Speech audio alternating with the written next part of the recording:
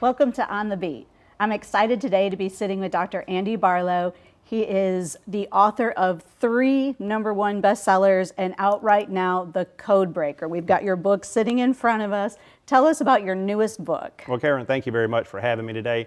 I've written 3 #1 best-selling books in the last 4 years. 4 years. And anyway, it's a pretty daunting task, but the funny thing is after I wrote my first one, never going to write another one. After the second one, never going to write another one. So anyway, the third one, who knows? But and there'll be a fourth. yeah, so what happened over the 25 years of being in practice, I discovered that patients actually have like a code in their health problem.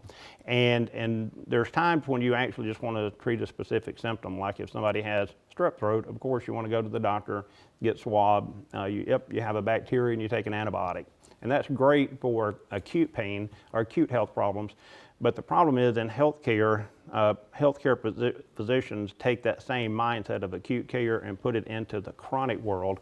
And the problem is it's not really a 1-to-1 ratio when it comes to the chronicity and chronic health problem. It's a multivariant problem. Like it could be things like mold, it could be things like leaky gut, gluten sensitivity, and blood sugar dysregulation and inflammation. And I talk about all of that in my third book. Well, let's talk about blood sugar. We hear about blood sugar levels all the time. Yep. What do we need to know? What does blood sugar do for us? Okay, so blood sugar, if you think about it, think of your car. Yesterday I went and filled my car up, and if you look at the octane level, it'll give you 3 different choices, okay? And we know that in America, cars run on a certain octane level. In the human body, it's really no different, okay?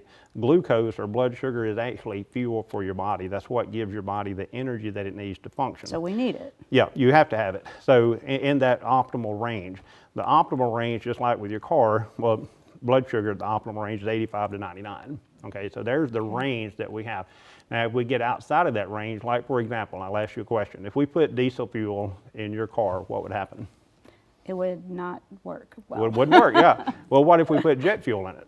Right. It still wouldn't work, okay? Exactly. So see, there's that sweet little range right there, that octane that your car has to run in. Too much, not gonna run right, too low. Guess what? The human body is exactly the same way. If it gets outside of that range, like for insulin resistance, so remember the range is 85 to 99, and then once we move outside of that range is insulin resistant, you're pre-diabetic.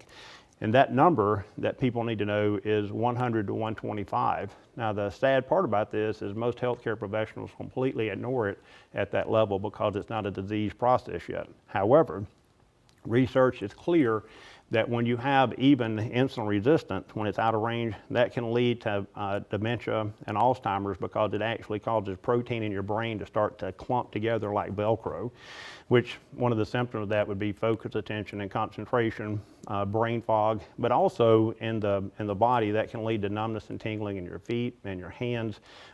If the blood sugar is dysregulated for too long, it can cause kidney failure, and people can even go blind and cause foot or leg amputation because of that. So a serious issue, and if people want to see you about that or learn more about your books, how do they get in touch with you? The best way to do that is to contact the number below. Okay, sounds good. Thank you so much, you. Dr. Barlow. And that's today's